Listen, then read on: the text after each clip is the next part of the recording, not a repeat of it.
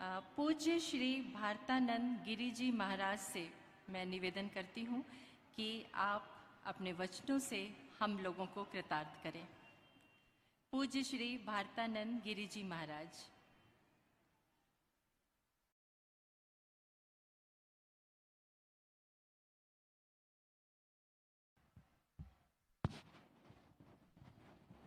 ओम पूर्णमदः पूर्णमिदं पूर्णात् पूर्णमुदच्यते पूर्णस्य पूर्णमादाय पूर्णमेवावशिष्यते। ओम शांति शांति शांति। हिंदी में बोलो महाराज जी या मराठी में? अच्छा, आज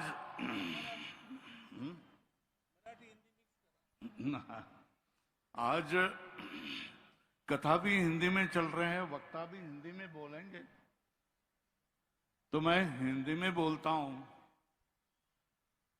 आज आळंदी के परम दैवत परम संत श्री ज्ञानेश्वर महाराज को वंदन करता हूं और देहू के तुकाराम महाराज और महाराष्ट्र की सारी संत परंपरा को मैं नमस्कार करता हूं।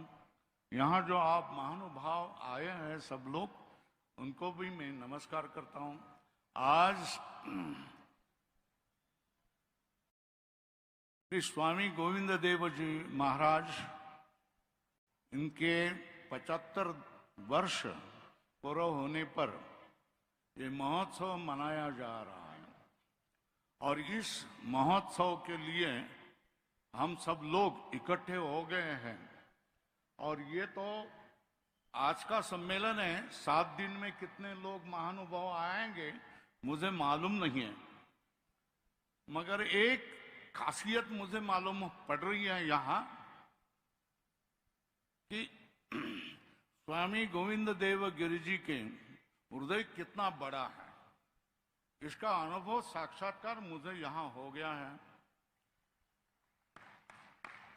जब मुझे योग मिल गया है कि जिनके भाषण में सुनता हूं मगर कभी मिलने का योग आया नहीं, ऐसे पुष्पेंद्र कुलश्रेष्ठ जी महोदय जो हिंदुत्व के निर्भय और निडर वक्ता है, जिन्होंने अपने वक्तव्य के लिए जीवन भी अर्पित किया है, जीवन की भी परवाह नहीं किया, ऐसे महानुभाव से हमारा योग करवा दिया है। बौद्ध महानुभाव यहाँ आए हैं जिनका दर्शन अक्सर हिंदू समाज के किसी समारंभ में नहीं होता है। आज इस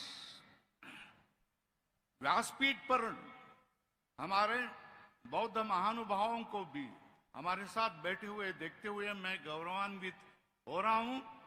लिंगायत समाज के भी महंत यहाँ आए हैं और जो पंचांग करने वाले, साहित्य में, कथा में जिन्होंने अपना अपना श्रेष्ठत्व समर्पित किया है, उनका भी परिचय यहाँ करवा दिया। इतनी ही बात नहीं है, राजकीय क्षेत्र से हमारा कोई संबंध नहीं होता है, मगर नीलमताई गोरे, इनका भी परिचय आज हमको यहाँ हो रहा है और इनका दर्शन भी यहाँ आज हो रहा है। तो इतना बड़ा योग हम लोगों के लिए गोविंद देव गिरि जी महाराज ने लाया है। मैं उनके धन्यवाद करता हूँ, अभिमान करता हूँ और इसी तरह व्यापक हृदय, आकाश जैसे हृदय करके हिंदू समाज के लिए वो कार्य करते रहे, ऐसी इच्छा करता हूँ। वास्तविक 75 साल, ये किसके साल? अमृत महोत्सव ये किसका महोत्सव? जन्म किसका और वर्षगांठ किसकी? जन्म तो शरीर का होता है, बढ़ता शरीर है, घटता शरीर है, तो ये शरीर का क्या है? शरीर के 75 वर्ष पूरा होने का ये महोत्सव है। वास्तविक हम तो शरीर नहीं है, हम तो नित्य आत्मा हैं। सच्चिदानंद घन पूर्ण पर ब्रह्म स्वरूप है, मगर करे क्या? इस मृत्यु लोक में हम सब लोग मरते हैं, और मर्त्य लोग शरीर से ही एक दूसरे को दिखाई देते हैं। जो अमर्त्य है, अमर है, उसका तो हमको कभी पता लगता नहीं, वो तो हमको कभी दिखाई ही नहीं देता है। मगर इस मर्त्य लोक में भी, मर्त्य शरीर धारण करके भी ऐसे लोग होते हैं कि जिनका परमात्मा के साथ योग होता है और सामान्य आम आदमी के साथ भी योग होता है, और उसका ही नाम है संत। उन संतों को, संत तो मर्त्य शरीर में रहते हैं, अपना कार्य करते हैं, भगवत तत्व का प्रचार करते हैं, धर्म तत्व का प्रचार करते हैं, धर्म के लिए और भगवान के लिए वो समर्पित होते हैं और अपना कार्य करते हैं। उस परम तत्व का हमें साक्षात्कार हो जाए, इसके लिए ये माध्यम बन जाते हैं। इस तरह के महा समारंभ में हमें उस भगवत तत्व को कथा से, कीर्तनों से परिचय हो जाता है, हमारे जीवन बदल जाते हैं। दंष्टा कराला जते महान दृष्टव्य काला नलसन्निभान दिशो न जाने लभेच शर्म प्रसिद्ध देवेश जगन निवास। ये भगवत गीता का श्लोक है। इसमें सीधी सादी बात बता दी है अर्जुन ने, जो वर्णन किया है वो भगवान का जो स्वरूप है, जो संसार है, वो सामान्य जीव के लिए बहुत कराल है। कराल दाढ़ जैसे है, मगरमच्छ के दाढ़ जैसे है, और ये काल का खुला हुआ मुख जैसा है, मगर वो काल जैसा मुख जैसा है, इसका भी बोलने वाले यही संत लोग होते हैं।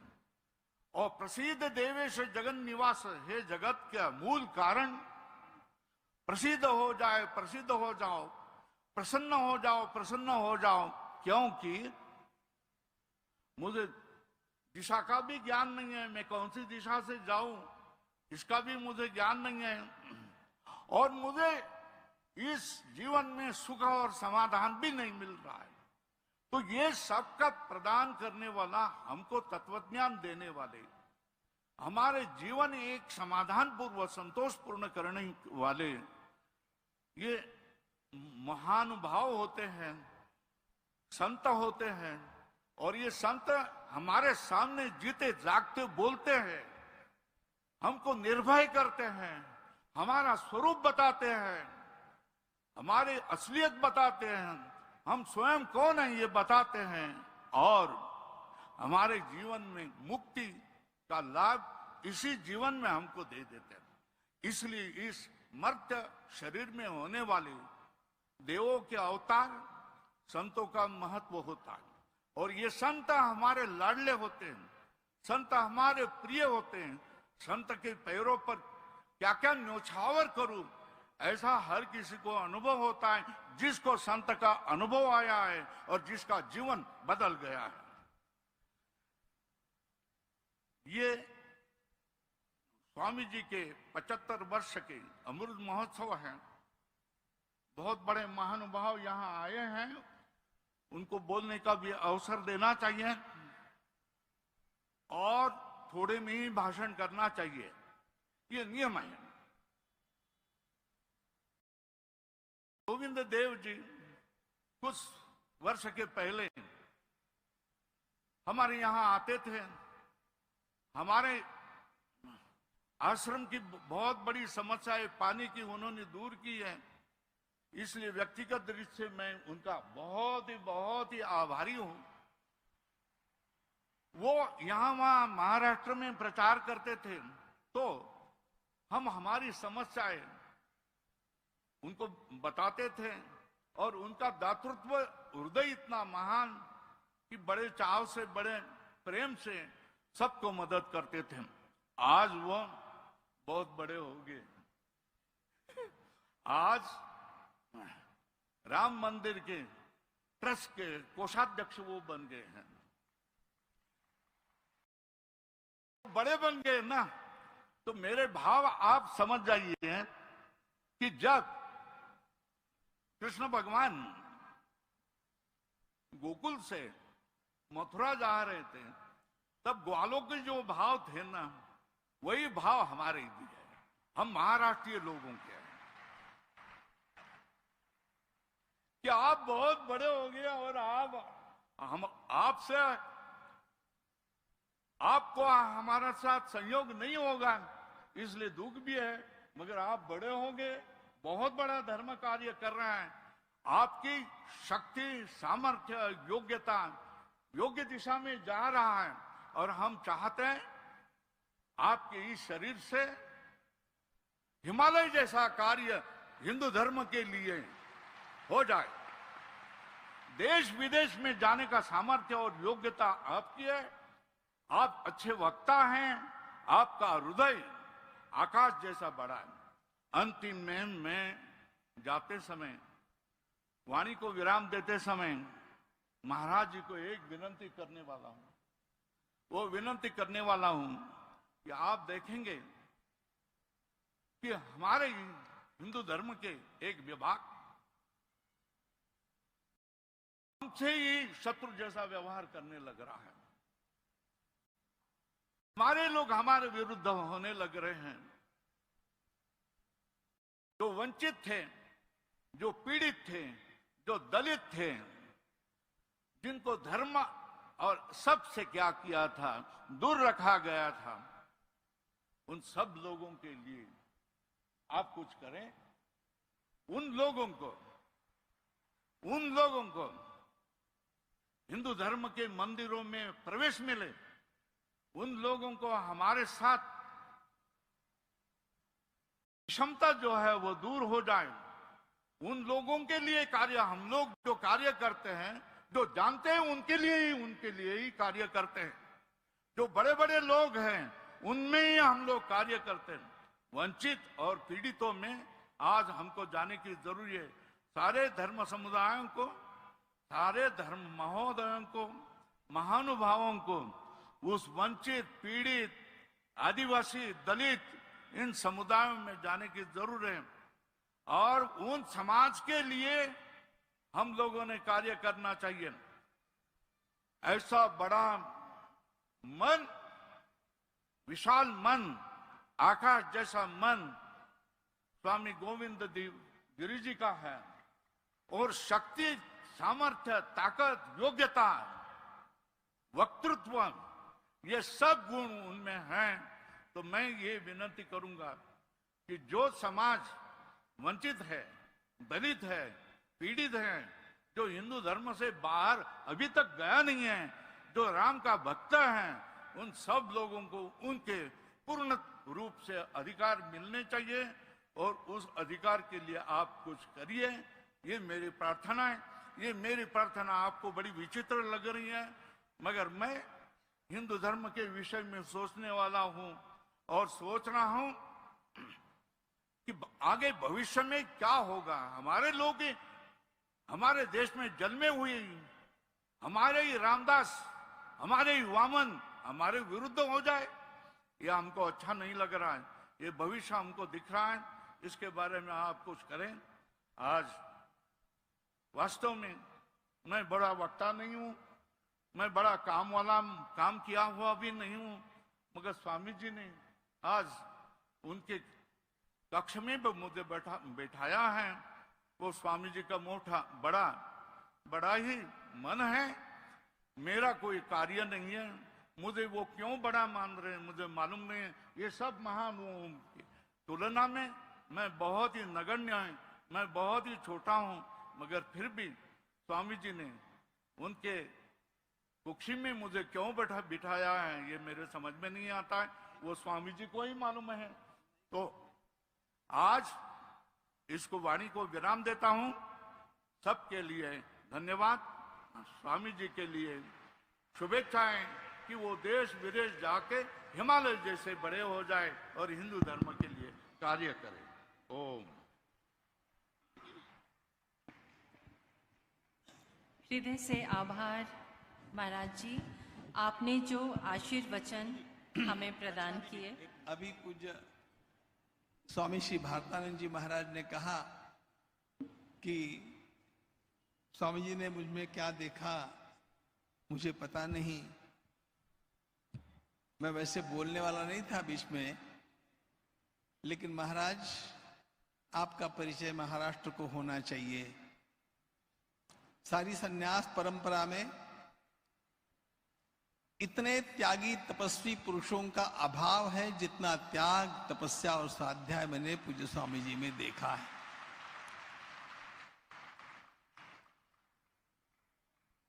स्वामी जी का निवास ऋषिकेश में रहा, लेकिन वेदांत पढ़ने वाले, पूर्ण वेदांत का ही अध्ययन करने में निमग्न होने वाले छात्रों के अभाव को देख करके वे महाराष्ट्र में आए और होल जैसे एक अत्यंत छोटे से देहात के समीप उन्होंने अपना छोटा सा आश्रम बनाया। आश्रम छोटा सा था, भोजन की कोई व्यवस्था नहीं थी। गांव के लोग महीने में एक एक दिन की बारी लगा करके एक परिवार वहां पर सीधा लेकर के आता था, स्वयं रसोई बनाता था, स्वामी जी को और छात्रों को भोजन देता था। ऐसी बारी लगा लगा करके लोगों ने पूज्य स्वामी जी को संभाला, लेकिन वेदांत पढ़ने वाले सैकड़ों बालक स्वामी जी ने निर्माण कर दिए। ये महाराष्ट्र की धरती पर बहुत बड़ा उपकार है। हम लोग सुविधाओं के स्वामी हैं और ये तपस्या के स्वामी हैं। कभी अरे केव्हा तरी वाकडी वाट करून होळला जा आणि वेदांत साधना स्थली काय आहे ते बघा, म्हणजे लक्षात येईल तपश्चर्या काय आहे। अशा प्रकारची तपश्चर्या या तर मी होळला पाहिली, नाहीतर माधुकरी मागणाऱ्या माझ्या वारकरी आळंदीतल्या मित्रांच्या मध्ये पाहिली। त्यामुळे पूज्य स्वामीजींच्या बद्दल मला अपार आदर आहे। त्यांचं कार्य अशाच प्रकारे वाढत राहो अशी माझी शुभकामना।